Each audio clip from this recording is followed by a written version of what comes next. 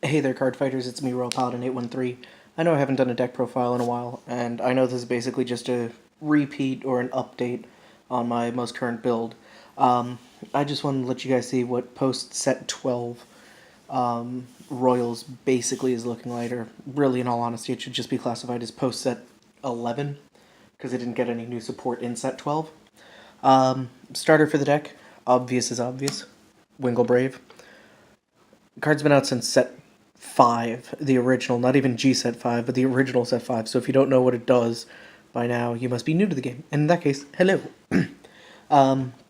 After it boosts a successful attack of a unit with Blaster in its name, Soul Charge it, search your deck for a unit with Blaster and add it to hand. After that, trigger lineup, little bit standard. Obvious is obvious. 4 Flogel, 4 Orungal, which is the other crit that says Soul Charge, +3 to a unit. I prefer, personally, Gliding Eagle. Same thing as Margol, Soul Charge. Unit gets +3. And 4 copies of Mask Gull. Now, there are some tech choices that I do play in the in the G deck, and it's because of that I actually like this trigger lineup, because all 16 of these units are high beasts, which is actually very important. After that, I play 2 copies of Winkle Youth. Effect is just, if it boosts or successfully attacks itself, look at the top 7 cards of the deck, add a card with Blaster Blade in its name to hand, and then Soul Charge. Mandatory actually on successful, but the adding to hand is not, so you still always get a free shuffle. After that, I play 3 Maiden of Divine Spring Lian. Grade 3 or greater Vanguard or Rearguard with Blaster in the name. Put it on the Guardian Circle, negate the attack for a Soul Blast of 1. And after that, I play 1 copy of Walgul. It's like the original Schultz, it's just when placed on Guardian Circle. So therefore, if you're using shenanigans like I do in the G deck, you have ways of calling it out from the deck. So therefore, it's just a High Beast perfect guard that can hit or guard even rear guards for just a discard. So again, High Beast is very important. So I'm actually putting these all in one stack together because that's the High Beast stack so far, not counting starter. After that, I play 4 copies of Blaster Rapier Laura. A lot of people, when they're looking at the card, they're like, it's a bad card. Only plus side to it is the fact that it has Blaster in the name and Resist in the name. To which I say, yes, it has Blaster in the name and Resist. So therefore, you can't block it, you can't retire it, it can't be targeted.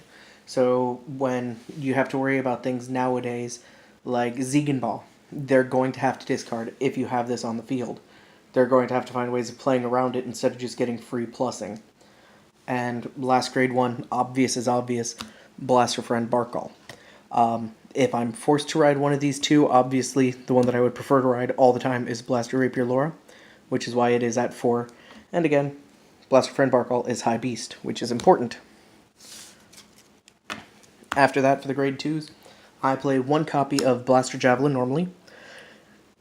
It's a weird tech choice. I actually do like it when I pull it off. It's very rarely used, but it's the fact that I can use it that I like. If my Vanguard has Alfred in the name, I can Soul Charge 2 cards from hand, call 2 grade 1 or lower units from deck. Usually, since you can tell this is a Blaster engine, that means I'm calling 2 Flogels from deck. He just allows nice attacks going off pretty much non-stop whenever I need them. 3 Blaster Blade Spirits. 10k base if called from deck, counterblast 1, retire a unit. So just basically 10k based with Blaster in name. Or Blaster Blade in name, I should say, because that's actually important thanks to Wingles. 4 lose. Obvious is obvious. And then again, obvious is obvious, 4 Blaster Blades. There's just a lot of synergy in this deck, and I will admit, no grade 2s have High Beasts. But that's pretty much grade 1s and downs are what really counts for that. After that, 3 lose, 4 Blaster Blade. The reason for the lose, again, this is pretty much just standard build. The deck kind of autopilots itself once you have the entire thing together. I've actually been known, if I have Blaster Blade Exceed in hand, to Wingle search out Lou. Because if I end up having a pinged rearguard Blaster Blade and I have extra stride fodder, I'll just play Lou to rearguard and then stride anyway. Why not have a free 16k rearguard kind of thing? If I don't have spare stride fodder, I'll just discard the Lou, and then Blaster Blade Exceed searches out spare stride fodder for next turn. After that, we have what people are referring to as a little bit excessive.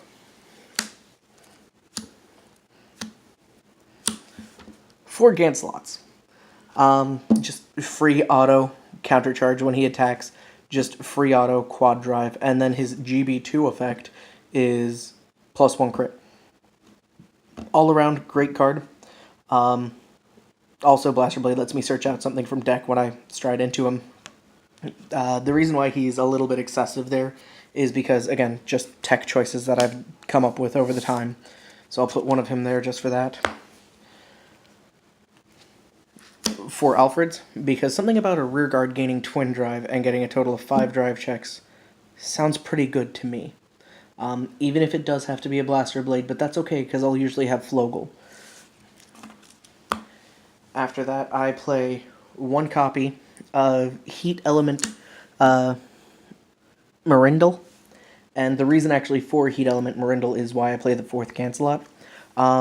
Pretty much think of Heat Element as a bad version of Blizza, because Heat Element boosts the rear guard, and it boosts if it hits. It doesn't boost automatically.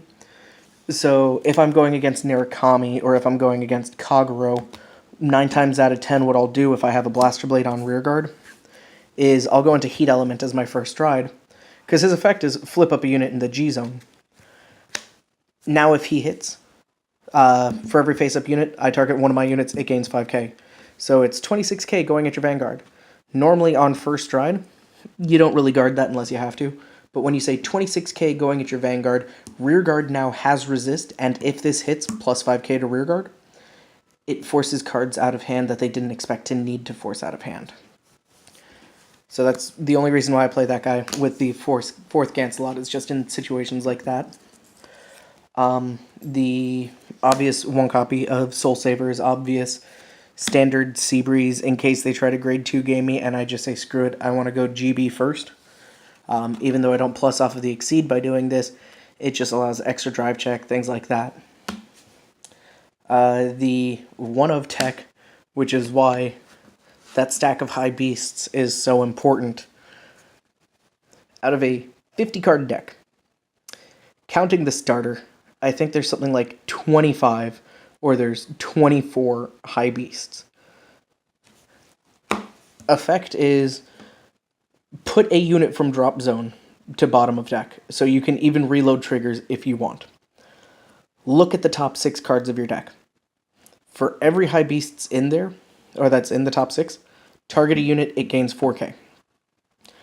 If 4 or more high beasts are basically revealed with this effect, +1 crit. The fact that he gets to be used in rolls is why we use him, and that's why I'm using this high beast build, and why I'm purposely going with that common perfect guard instead of the actual, E. Schultz. After that, G guards are 2 Great Flash E. Schultz, 15k G guard, and then plus 5k for every rear guard that I have for a counterblast of 1. So sometimes it's only 15, and sometimes I only need 15. If I need more than that for a counterblast of 1, I can make it gain up to 25. So, anywhere from a 40k shield to a 15k shield for just a counterblast of 1. That's why I like to play 2. One copy of Dismal. Obvious is obvious. They're trying to attack a Blaster Blade. I'll give it resist till end of turn. Don't have to worry about it. And then the one copy of Little Great Sage Marin. This is the card that I was talking about, guys. This says just Soul Blast 1. Call a unit from deck that's grade 1 or lower. If you do, it gains 5k shield. And when it comes to that perfect guard, because it's not an effect perfect guard, it's just an original perfect guard, it says basically when placed on Guardian Circle. It doesn't say when placed from hand, it just says, and I quote, when this unit is placed on Guardian Circle. Let me make sure I underline that. When this unit is placed. Doesn't specify from hand, doesn't specify from deck. Just put it in the Guardian Circle, not move it to. So if you're trying to use something like it on rear guard and this is a gold Paladin deck, you wouldn't be able to. But if you're using it like, everyone can use it, it would be just when placed. So yeah, guys, that's the video. That's the deck. Tell me what you guys think, and as always, card fighters, rate, comment, subscribe. Peace.